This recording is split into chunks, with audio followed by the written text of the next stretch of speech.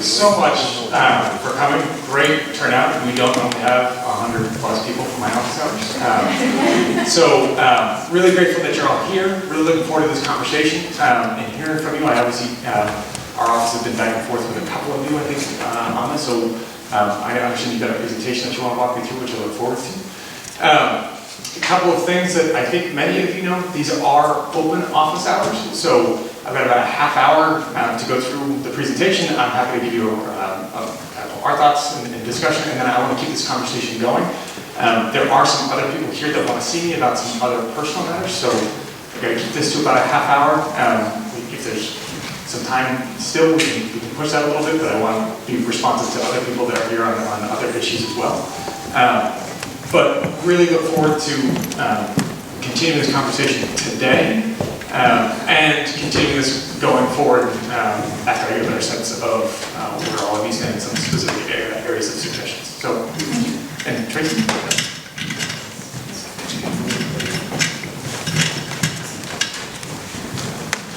Okay, we're going to get started. Cell phones off if you can manage that. All right, so welcome, Congressman Kennedy, and thank you for coming to Rehoboth and for asking citizens against the Rehoboth Compressor Station to participate in your event. Okay. Great.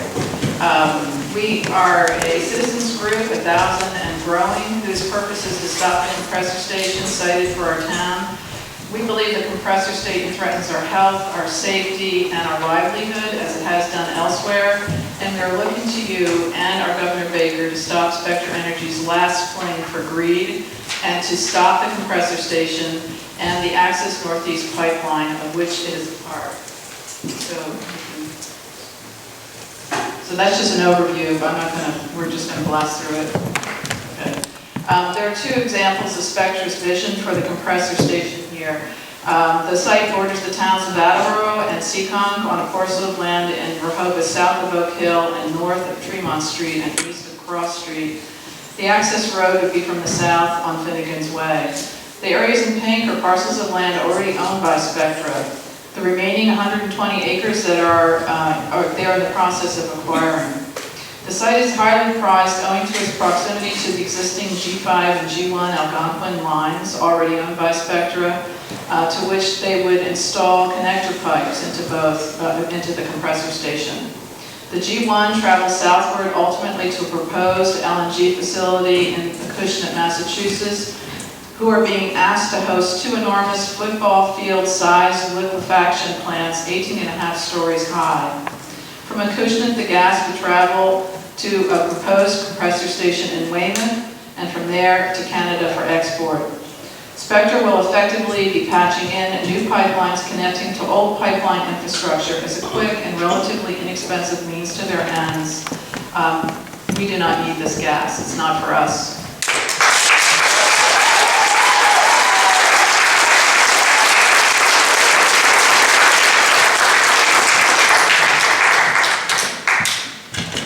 Thanks, Tracy. So many of you have seen this slide before. We've talked about frac gas and as kind of a rudimentary understanding to how it's carried forward and what the compressor station is. And one of the things that we point to as part of the research is that Massachusetts senators have already said, let's ban fracking in Massachusetts. So the health repercussions, the safety repercussions are recognized, but yet the compressor station will access that same frac gas and off-gas that into our atmosphere, resulting in potential health impacts, there's safety impacts, there's potential impacts for property decline. Okay, I'm going to introduce Kathleen. Spectra says we need this increased throughput through the pipeline in order to address our energy needs. But there's data to suggest that we don't need this additional throughput, at least for our needs. This data comes from ISO New England. This is their forecast for our energy needs over the next 10 years. And the graph on the left shows the annual predicted usage over the next 10 years. The important thing to point out is the green line. The green line is the net need over the next 10 years once the offsets from solar and energy efficiency are taken into place. So they're actually predicting a 0.2% decline in our average annual need over the next 10 years. And then the graph on the right shows peak demand. And again, the green line is the important line to look at because that's takes into the accounts the offsets of solar and energy efficiency. That is predicted to increase, however, that occurs during the summer months when people are using their air conditioners to cool for the hot months, and at that time of the year, the gas is plentiful. Our state attorney general, Maura Healy, had an independent study done to determine if we needed this additional pipeline infrastructure, and the study concluded that we don't need it. This is not the most cost-effective way to meet our needs. They said we can meet our needs for energy efficiency and demand response. We don't need the additional pipeline infrastructure. We've never run out of energy. And they did take into account the winter months when we do run tight on gas because it's being used both for power generation and home heating. This is a direct quote from Maura Healy after the study was released. This study demonstrates that we do not need increased gas capacity to meet electric reliability needs, and that electric ratepayers shouldn't foot the bill for additional pipelines. Ratepayers will be subsidizing pipelines that won't help them. Initially, they were going to pay for this by surcharging everyone on their electric bill to pay for this additional pipeline infrastructure. We were wondering why would they want to increase the throughput by 35% if, the Attorney General study shows that we don't need it, and ISO New England's own forecast shows we don't need it. Well, they have approval from the government to export gas, and they're actually going to reverse the flow of gas through the Maritimes and Northeast Pipeline, so that would allow the gas to flow from the U.S. into Canada. Canada has given approval to build a large liquefied natural gas plant in Nova Scotia. It hasn't been built yet, but the approval is there for it. And you can look it up online. It's Fair LNG, and they even show on their website that once that's there, they're going to be taking gas from the U.S. and Canada and exporting it overseas. So obviously the gas is not for us.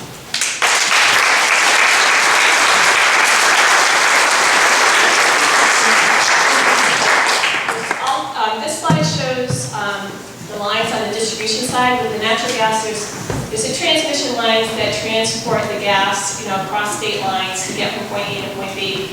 And then there's the distribution lines which take the gas locally and bring them to the end users. So these are the leaks on the distribution side. The Markey report from 2013 revealed we have a lot of leaks, on the distribution side. If we have an issue with not enough gas, why don't we fix the leaks?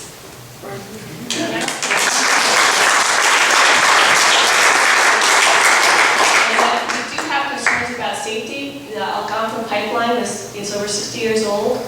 This is called the bathtub curve. This data comes from PHMSA, which is the government agency that oversees pipeline safety. And what this does is this breaks down the number of incidents per year on the transmission lines, but it's per 10,000 miles of U.S. onshore transmission lines. And just to give you an idea of the scale, because I know you probably can't read it, but it's 0 to 7. And so it breaks it down by the decade in which the pipeline was installed. So the pipeline that was installed in the pre-1940s, obviously old, it's been susceptible to corrosion, which corrosion is a time-dependent issue, you would expect that. So that has one of the highest incident rates. Then as the age of the pipeline decreases, the incident rate goes down until we get to 2010. In 2010, there's a 5-fold increase from 2000 to 2010 in the incident rate. And although these numbers are small, that's a huge red flag for the industry. That means something is going on, whether it's a change in materials or change in installation techniques that needs to be addressed for safety concerns. In fact, we have, when Spectra came to our BOS meeting, the issue about the age of the lines came up. We asked that question. They said there were no issues with the transmission lines. All the leaks were on the distribution side. However, that very same day, our Conservation Commission was notified about 3 emergency leaks on the transmission lines in Rehoboth, one of which was off of Tremont Street, and this is pictures of the pipe that was pulled out. You can see the picture on the left shows the corroded pipe.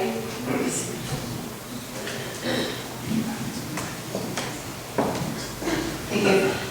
So, in regard to the pipes connecting with the compressor station, what the compressor station does, we see here a picture of a compressor station, and many of you have already seen this, and all of the different units in a compressor station.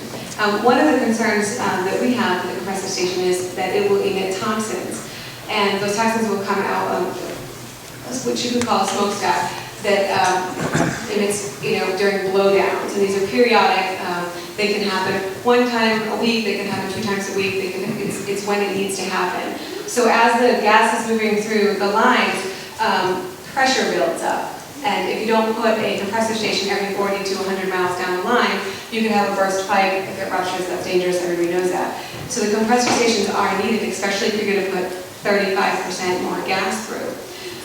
These are all of the different components over here from a compressor station that actually emit. So it's just not what comes out with blowdown. So it's just important to think about. We talked about this before.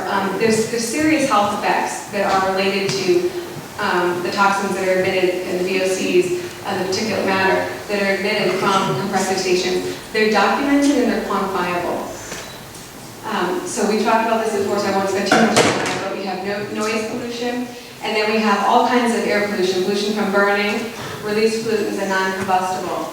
All of these listed here are all toxic and cancer-causing. Now, we don't know all of the chemicals that are emitted from the blowdowns.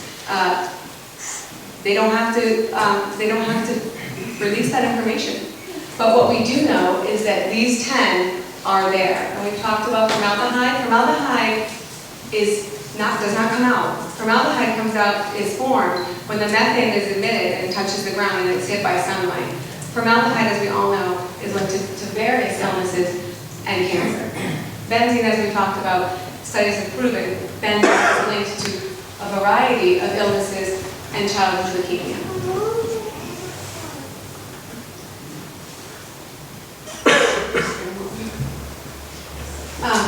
So what you saw down the right there on the previous slide and continues to run on the right here is the list of issues that people who live close to a compressor station go to their doctors and complain of. So you can see how all of those are kind of tagged in here. And the acute health effects that you're seeing, kind of the primary concerns from people, are all of those that are listed there. Irritated skin, eyes, nose, mouth, headaches, dizziness, lightheadedness, nausea, vomiting. And the chronic health effects we covered: anemia, cancer, and leukemia. So this slide I'm not going to spend a lot of time on. Bring them all in, please. We do know there's a safety risk as well. We would hope that that percentage is very small, but it's a risk that the community assumes. So it's one that we need to think long and hard about if we want to assume that risk. We look across and we see a variety of studies that come out on the decline in property value for people who live around compressor stations. Just really quickly to read this quote. Fremont Center, New York, homeowners living near the Millennium Pipeline Company's 15,000 horsepower compressor station have seen the value of their homes decline by as much as 50%. Okay. Another real concern for folks is the noise pollution. So when Spectra came and talked to us, they talked about the compressor station staying under 55 decibels. So we drove out to Burrville and we listened to theirs, and that's not true. So first of all, it goes it's a kind of a sliding scale. They're taking the mean. So it can be as low as 40, as high as 120, sounding like a jet engine landing on your home during the blowdowns. One of the things that we want to point out to you is that the town had a lot of questions about what this project was. So we put together a comprehensive list of questions for educated people. These were really good questions. We've got abutters that have built homes, farms for their families. We've got all kinds of people here with different backgrounds that all live in Rehoboth or neighboring communities, Attleboro and Seekonk. They pay taxes.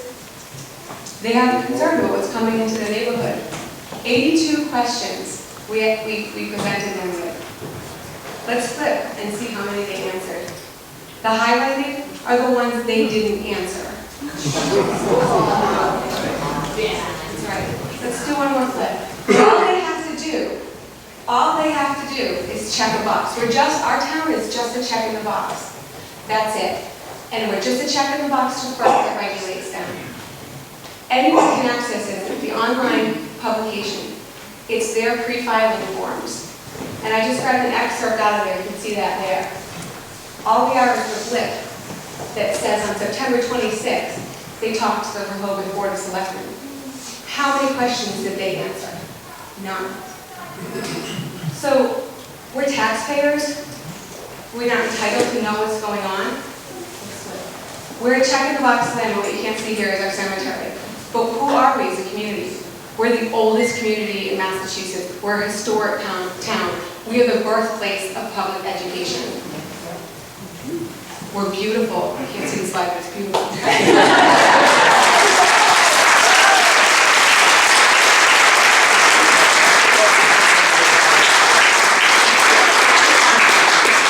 People come here for a reason, and they stay here for a reason. We're made up of farms. There's people in this community that live off of that. We eat the food that we harvest. Rehoboth is largely wetlands. We have many actually, endangered species. And actually, here to talk to us today about that is Rock. He's 7 years old.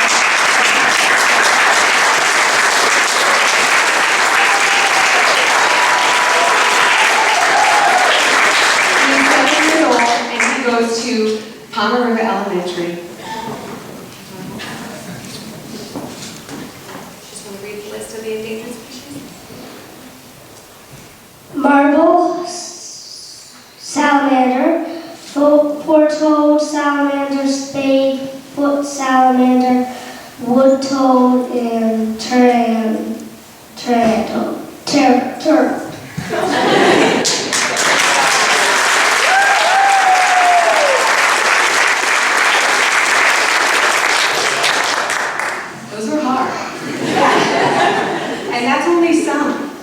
So that's according to the Nature Conservatory that maps our area.